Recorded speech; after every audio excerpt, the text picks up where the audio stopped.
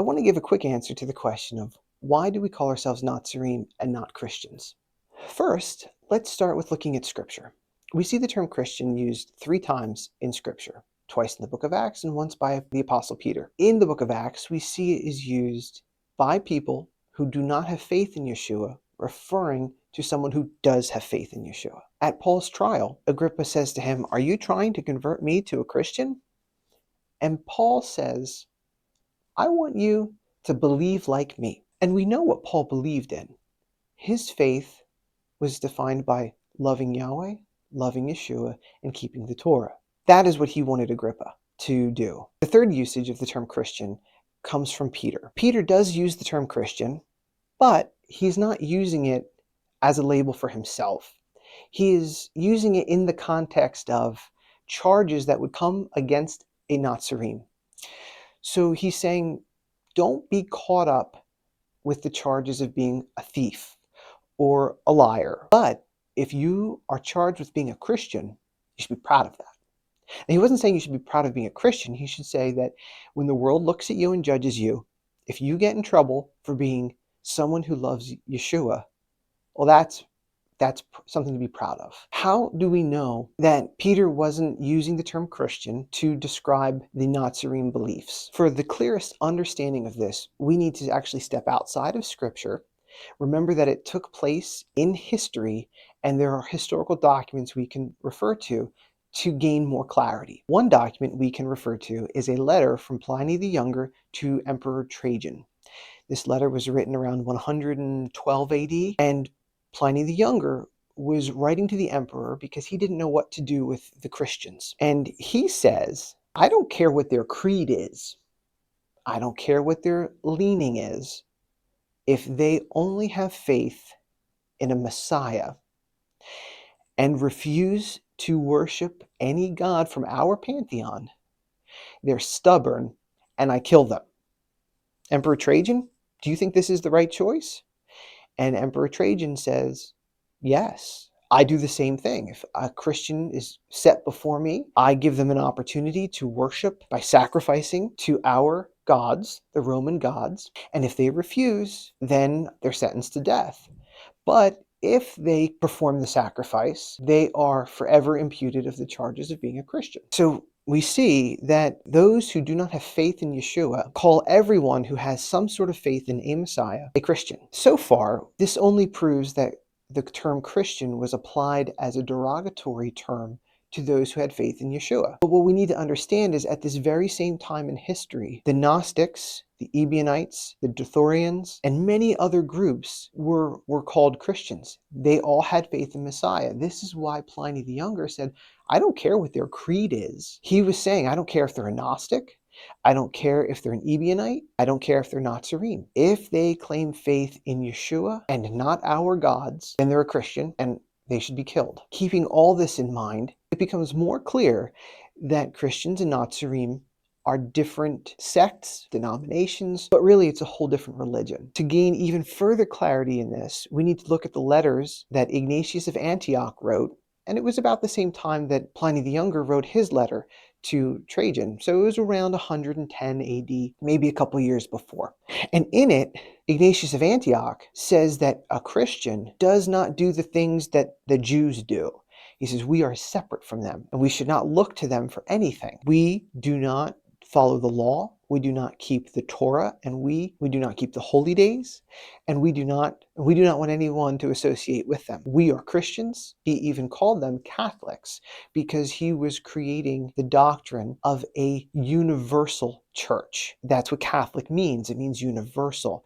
And that is also why Catholics and Christians are so at ease with pulling in and syncretizing with pagan practices, because it was a universal church, so they wanted everyone to feel comfortable, and they brought in pagan practices so that the pagans would feel more comfortable with their teachings. Now we have shown that the Natsarim had different beliefs than Christians.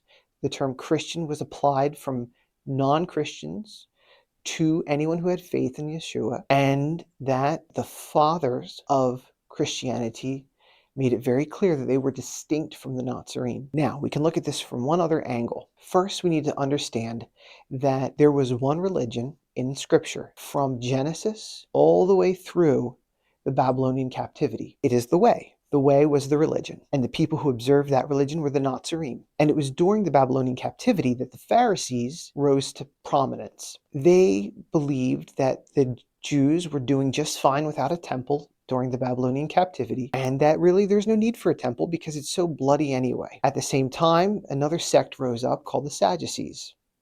And they said, hey, we like the temple. We can't wait to get back to the temple, but we disagree with some of the teachings of the Pharisees, and some of the stuff that the way doesn't make sense to us either. The Sadducees believed that only the first 5 books of the Bible were valid. So they didn't have a very comprehensive understanding of Yahweh, of the spiritual realm, or anything like that. They didn't accept the prophets either. The Pharisees accepted all those things, but they added to it. They put up walls or made up their own laws to keep you from breaking the Torah, which sounds like good intentions, but ultimately they're breaking the Torah by adding to it and teaching others to follow their laws opposed to following the laws found in the Torah. That's why when Yeshua was on earth, he was arguing with the Pharisees and the Sadducees so often, because Yeshua was holding true to the way.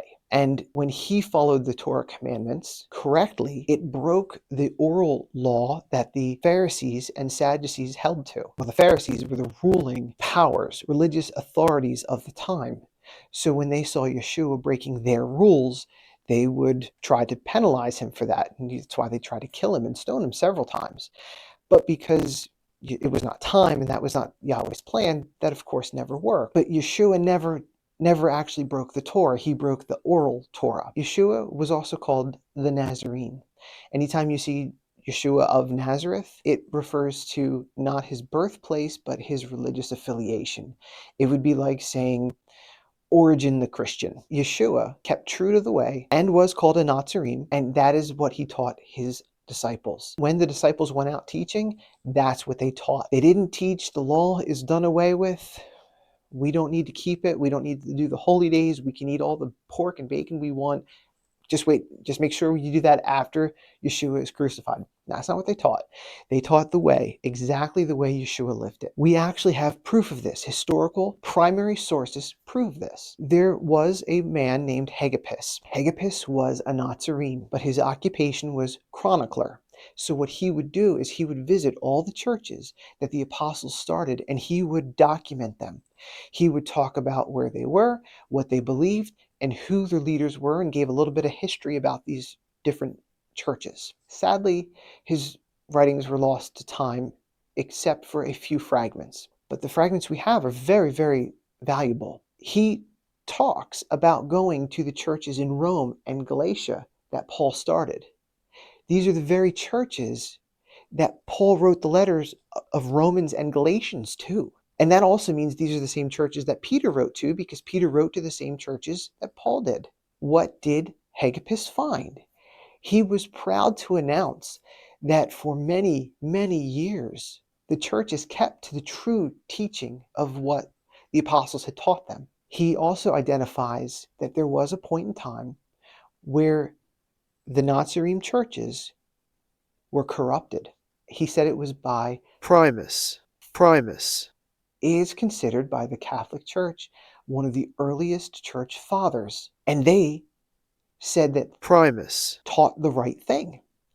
So we have a Natsarim saying the teachings of the apostles were kept pure until Primus came in and corrupted them.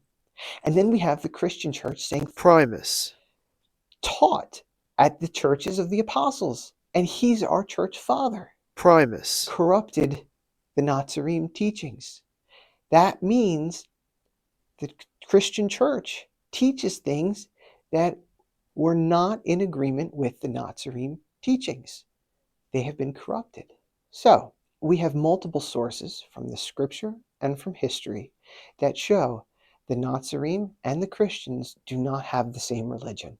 That is why Watchmen of Israel goes by the term Natsarim, because it accurately represents the things that we believe. It accurately represents the teachings of Scripture that we hold to. So I hope this answers the question. If you have any more questions, leave them in the comments below, and we'll keep the discussion going.